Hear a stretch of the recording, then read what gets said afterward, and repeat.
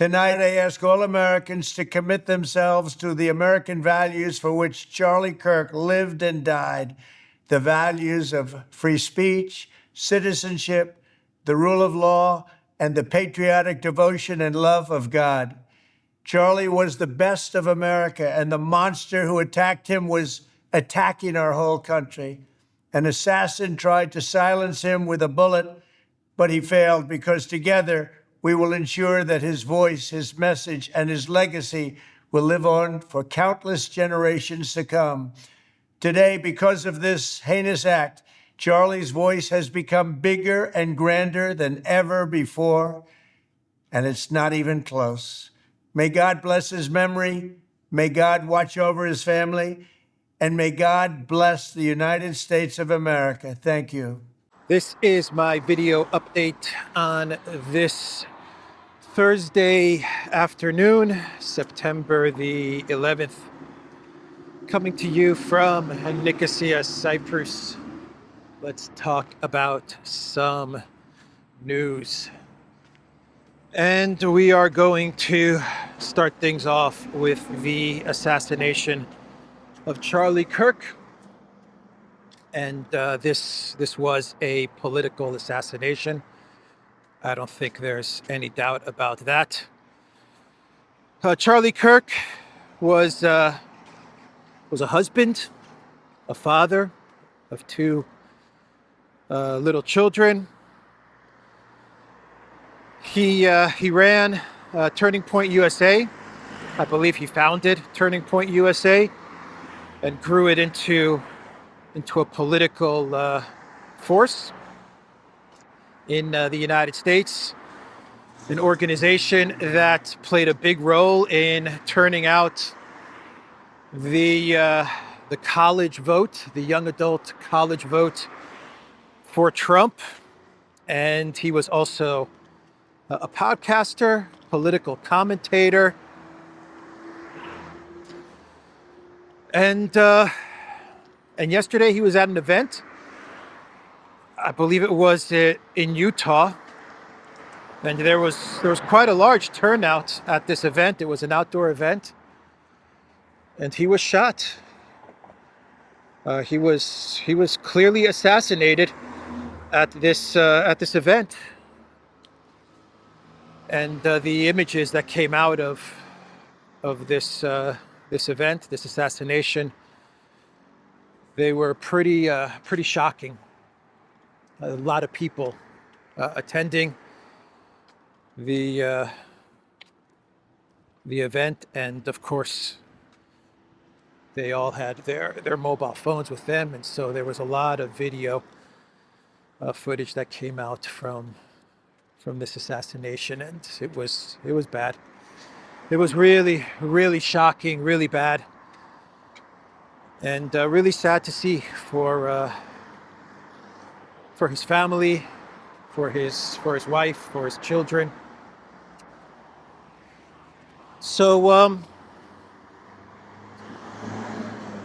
we're going to wait for the investigation, and we'll see what the FBI turns up.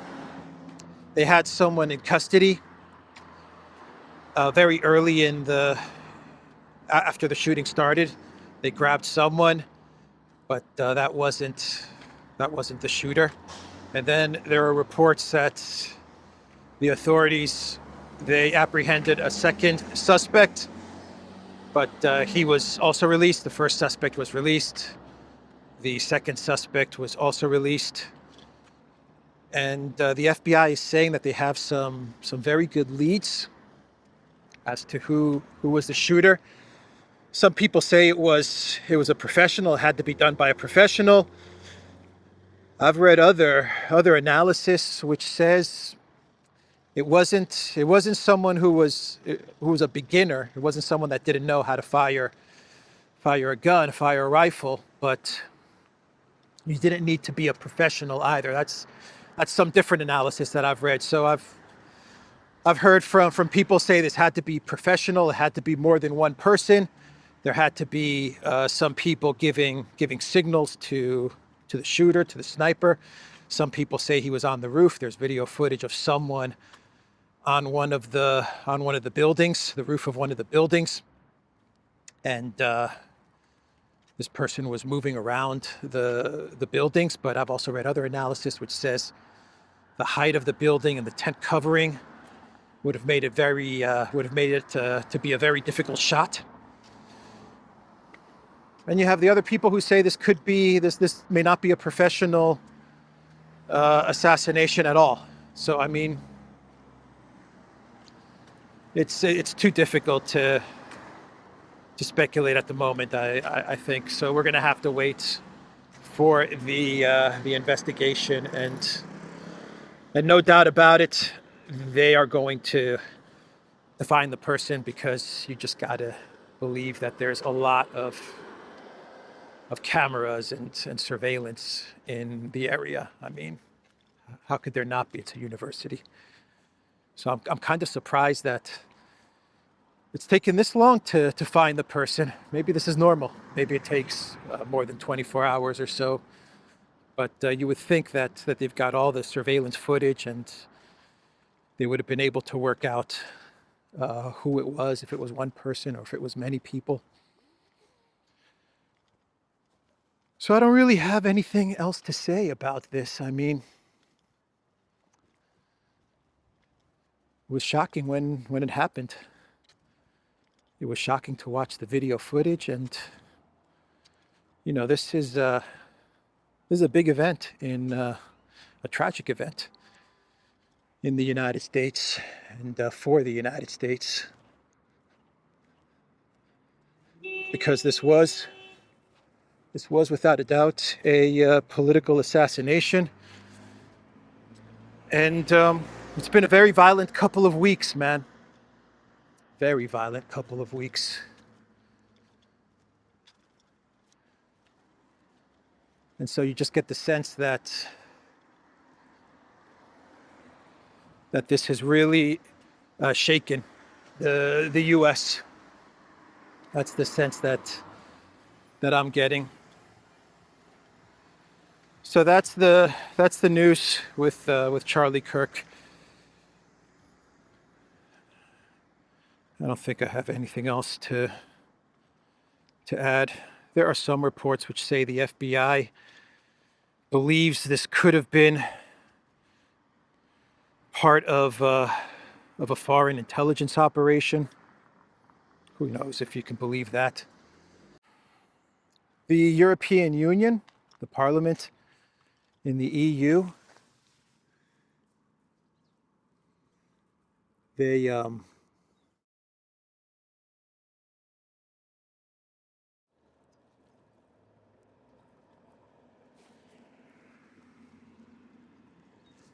the Parliament in the EU, one of the MEPs said to have a moment of silence, like a 1 minute moment of silence for the assassination of Charlie Kirk, and some of the Liberal MEPs refused.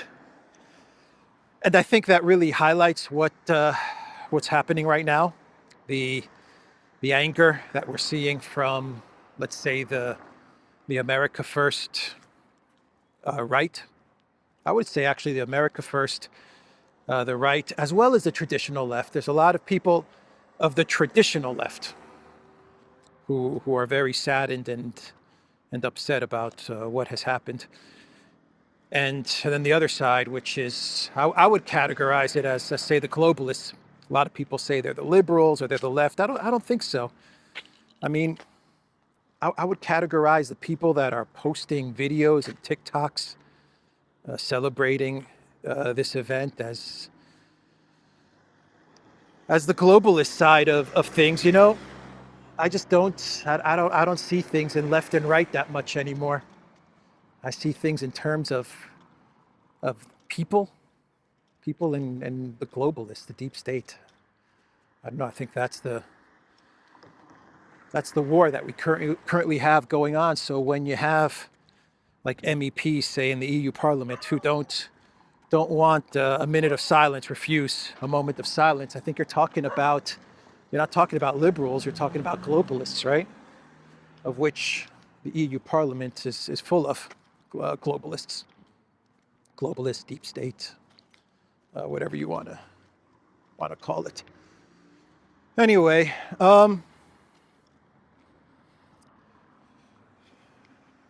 MSNBC, they had a really bad take when they were reporting on this story. One of the contributors, Matthew Dodd, suggested that Kirk was killed by a supporter shooting their gun off in celebration.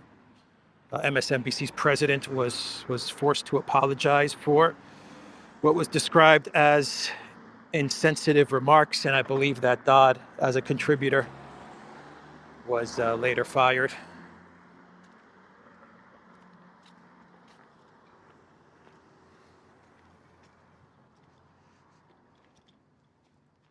So we'll make our way over to the church here in Nicosia, and we'll finish off the video from there. All right. Rest in peace, Charlie Kirk, and rest in peace to the many lives that have been lost in what has been an extremely violent past couple of weeks in the geopolitics, political context of things. It's been a very, very violent summer, I would say. So, and by the way, Trump gave a very good address when he talked to the nation on Charlie Kirk, who was a friend of the Trump administration, of the Trump family. J.D. Vance also wrote a really, really nice post on X. So definitely check that out. And I believe that flags have been lowered in the United States until Sunday. So let's see. We go straight.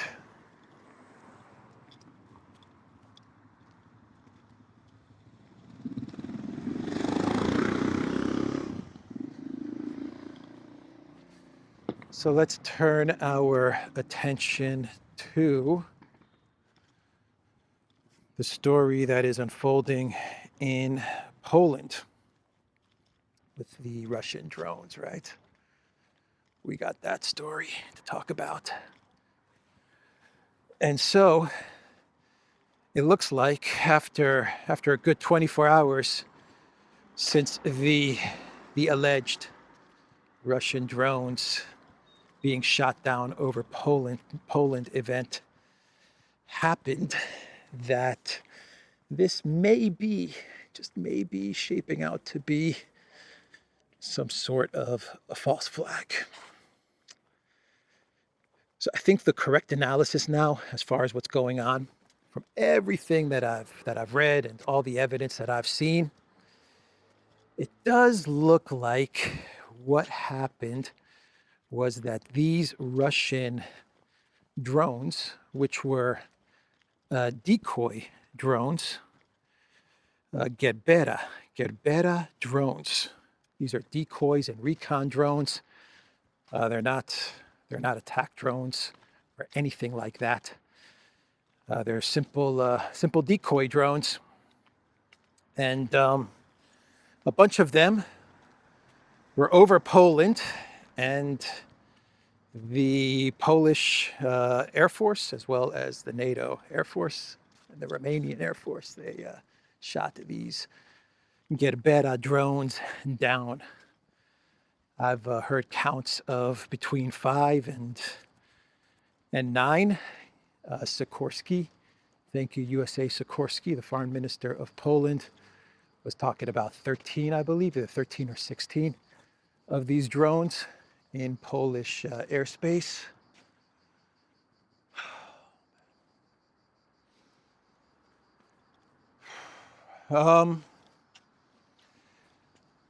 Oh boy, let's see. Let's see. Yeah, so these drones were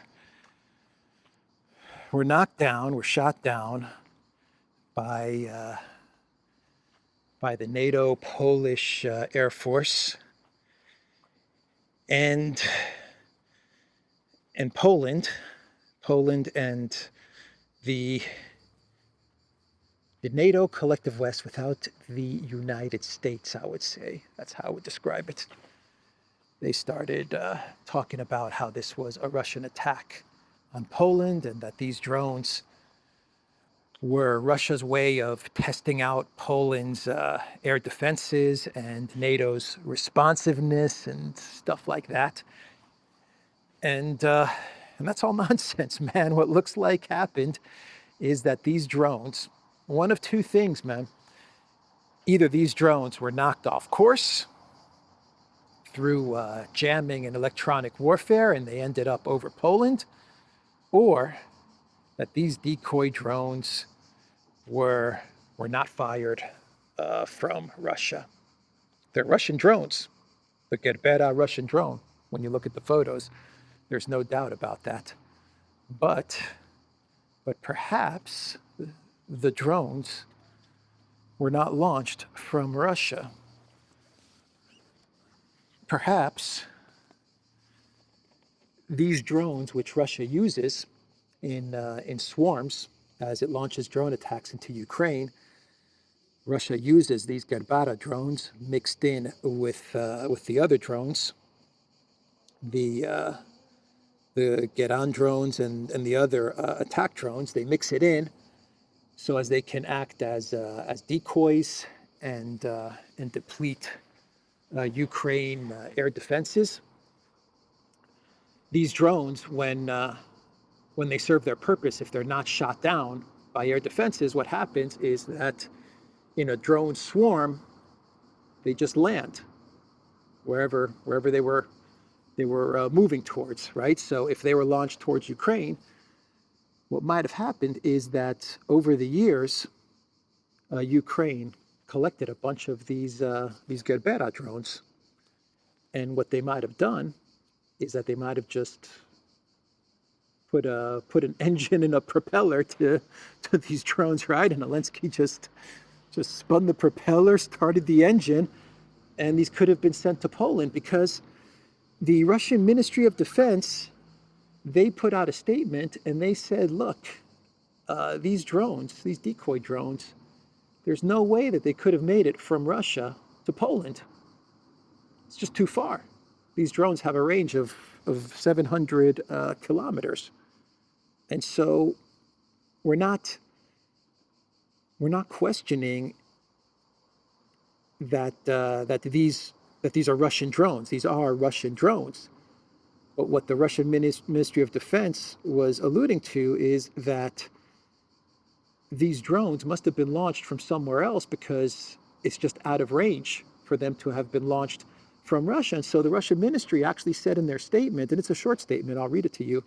They actually said, look, we're just as puzzled as you, right? You're saying it's Russia, but you don't provide any evidence. Actually, the Russian Chargé d'Affaires was summoned to in Warsaw, was summoned to the foreign ministry, and he told RIA Novosti that he went to the foreign ministry, and they provided no evidence that these were fired, these were launched from Russia.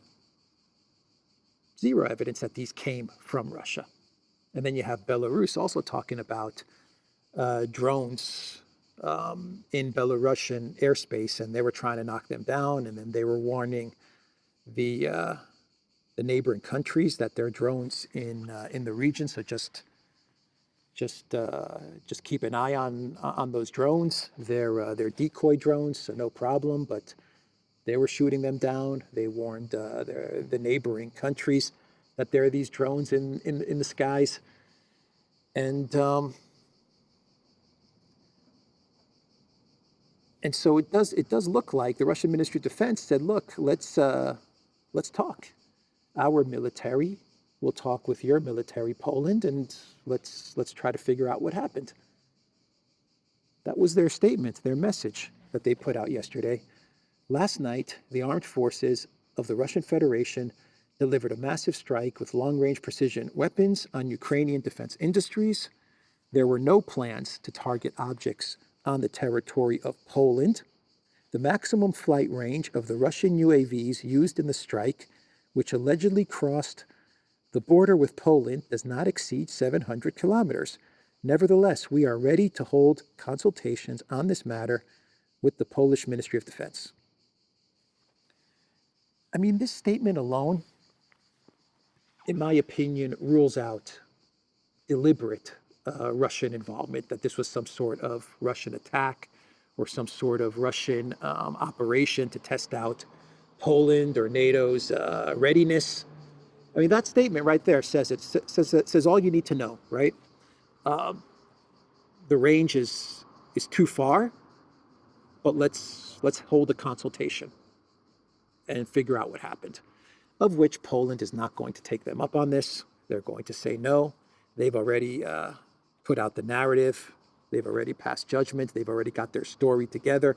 And the reason they're going to stick to their story is because their story is not really about figuring out what happened. Their story is about helping Zelensky to secure U.S. involvement in Ukraine. More to the point, they want the United States to provide air defenses and a no-fly zone, a security guarantee, which is focused on creating a U.S. backed no-fly zone in the west and center of Ukraine. That's their goal. So that's why they've got this story now that they're going to stick with, even though all the evidence and the facts point to something completely opposite of what they're saying, but they're going to stick to their story. This was an aggressive act by Russia. Russia was attacking NATO. Article 4. Let's talk about it. That's what Poland initiated. Article 4 consultations, and the end goal to all of this for Poland, for the collective West, and for Zelensky is to pressure U.S. President Trump to say, okay, the United States will now provide air defense and a no-fly zone in Ukraine. That's what they want. I think Trump's onto them, though. I think Trump knows exactly what happened. Obviously, the United States knows exactly what happened, and I don't think Trump's going to bite. I don't think he's going to go along with providing some sort of an air defense no-fly zone for Zelensky, because he posted on Truth Social, "What's with Russia violating Poland's airspace with drones? Here we go!"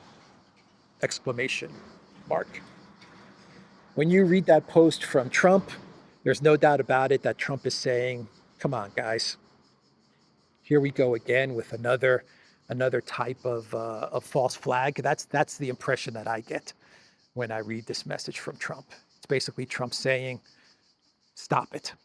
Stop it. We're not going to start going down this rabbit hole of Russia is trying to attack NATO, and now we need the U.S.'s involvement and stuff like that. We're not going to go down that road. That's the message that I got from Trump's Truth Social post, and it seems like he backed it up with action, because what Trump ended up doing is not calling Tusk about what happened. Nope, he didn't call Tusk, which is who you would think he would call to get Poland's side of the story. You know who he ended up calling? Nawrocki. Yeah, who is someone who hates Russia, no doubt about it. He absolutely despises Russia. But, and this is the big difference between Nawrocki and Tusk, both men, they absolutely despise and hate Russia. But the difference between Nawrocki and Tusk is that Tusk is committed to the globalist cause. He's committed to the Project Ukraine cause ahead of Poland, while Nawrocki, he's not committed to the Project Ukraine cause. He actually doesn't want Poland to be involved in Project Ukraine anymore, and he's committed to a Poland first policy. and he wants Poland out of Project Ukraine. He doesn't like Project Ukraine at all, where Tusk is all in on Project Ukraine, and that's the difference. So I think that Trump, realizing what's going on, he made this post on Truth Social, and then he called up Navrosky to get the real lowdown as to what's happening, and I think he's on to what they're trying to do. And you can see it in the statements from Zelensky, the panic statements from Zelensky. He's putting up TikTok, Instagram video messages every minute. I mean, he is in complete panic, Zelensky. And what's his message? Don't believe the Russian disinformation that these were decoy drones, or that these were not fired from the Russian Federation, or that this was not an attack on Poland. Don't believe it. Don't believe it. This was an attack on Poland. Article 5, Article 4, Article 7, Article 28, whatever. He's just losing his mind, posting message after message, saying, don't believe what the Russians are saying. This was an attack on Poland. This was an attack on NATO. We need Patriot systems. We need F-35s. We need F-16s. We need everything that the U.S. has. They have to give it all to us. And that's his argument. And he's in a complete panic, because there are polls, surveys, which were conducted in Poland, which show that even the Polish public, when told this story, they're not buying it either. It's close, but they're not buying it. 38% of those surveyed, according to Res Futura, believe that Ukraine is behind this. This is some sort of Ukraine scheme or false flag or something like that. While 34% believe it's Russia, 15% believe Poland, 8% the media, and 5% NATO. So even the public in Poland is not really buying this narrative from Tusk, from Zelensky, and from the collective West without the United States. And you know, at the end of the day, you don't even need to get into the evidence and how this was done and all of this stuff. Just using common sense, Russia's winning this conflict. They're winning it big. Why would they? They've been careful for the past 4 years. They've been super careful to not escalate this conflict to the point where NATO is brought in. Right? They've been very, very careful to keep the conflict confined within the boundaries of Ukraine and Donbass. Right? They've been extremely careful. And now as they're wrapping up the special military operation, now you're telling me that they're going to send a couple of decoy drones to Poland? Really? Just because? It doesn't make any sense at all. And if there's one thing that Putin, his administration, and the Russian ministry and the Russian military is not, it's stupid. They're not that dumb. They're not going to sit there and say, you know, we're winning and we've been careful for 4 years and we're about to wrap up the SMO. So let's send some decoy drones, right? Let's send some decoy drones into Poland just so we can get NATO into this conflict.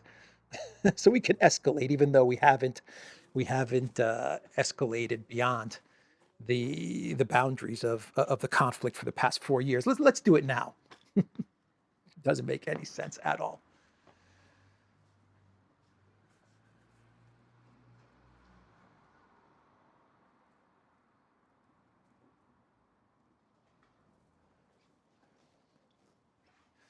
So that's the situation with what is going on in Poland, and should we talk about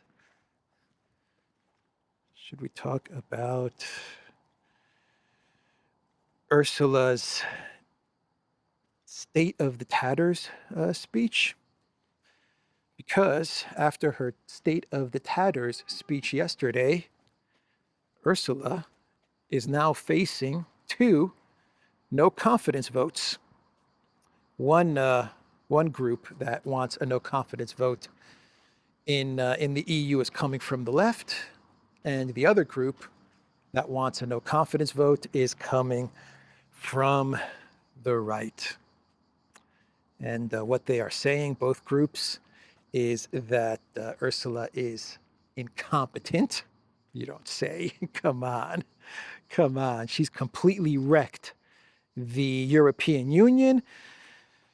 She made the worst trade deal in all of history. They're criticizing her for that. She's lost the confidence of the EU Parliament. That's what they're saying.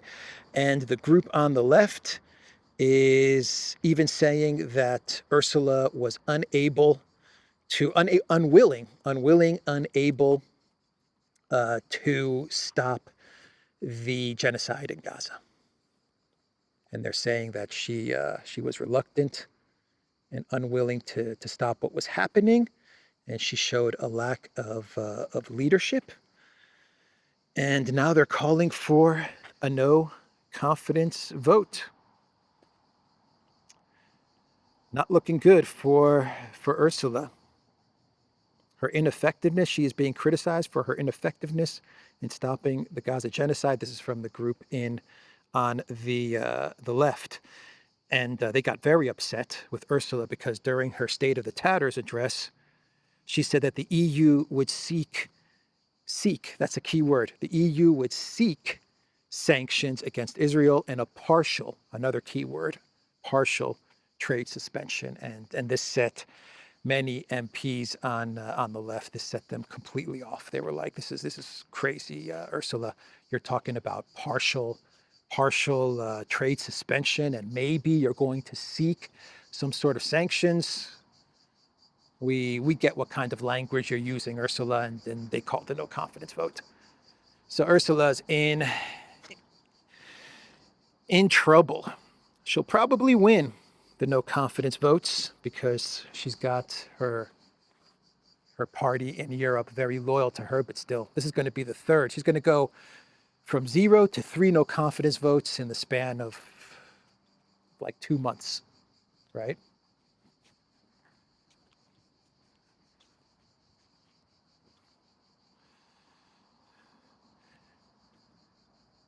So another thing that Ursula said during her State of the Tatters address, which I didn't talk about yesterday, is she said that she's got a plan to utilize the Russian frozen assets. She's still stuck on that, man.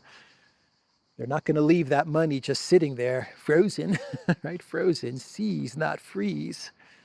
Yeah, she wants that money, no doubt about it. And so now the plan from Ursula is that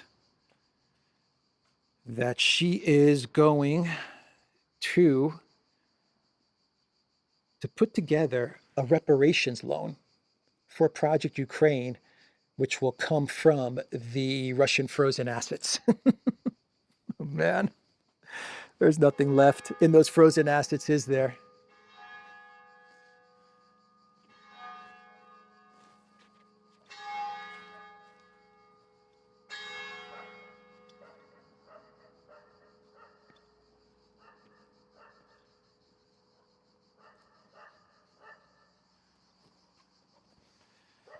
So this is what Ursula said.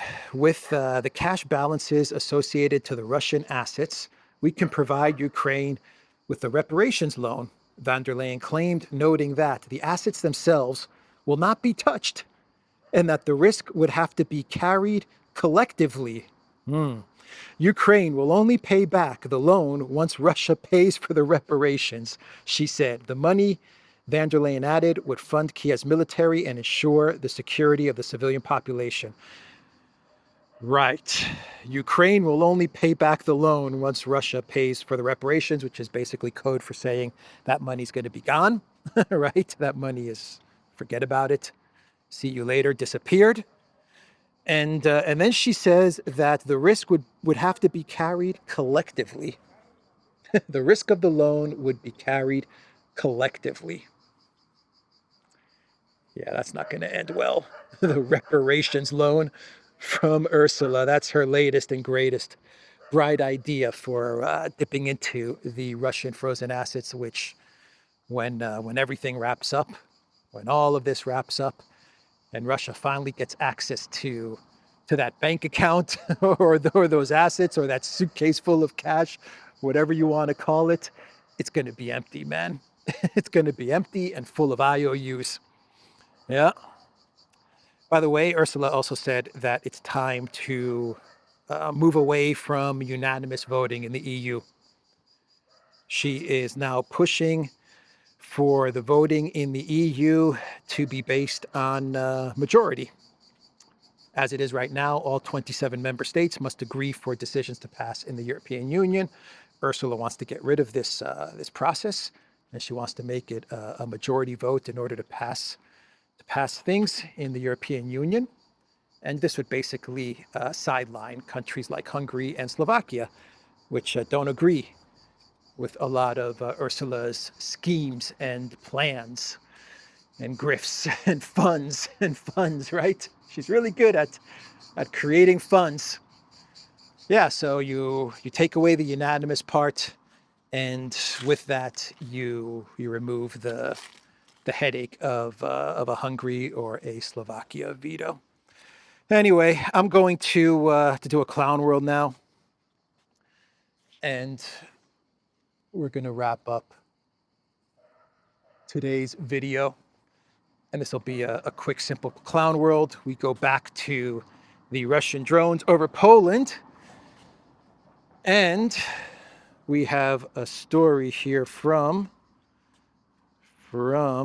Build, which says 400,000 euros to shoot down a drone worth only a few thousand euros.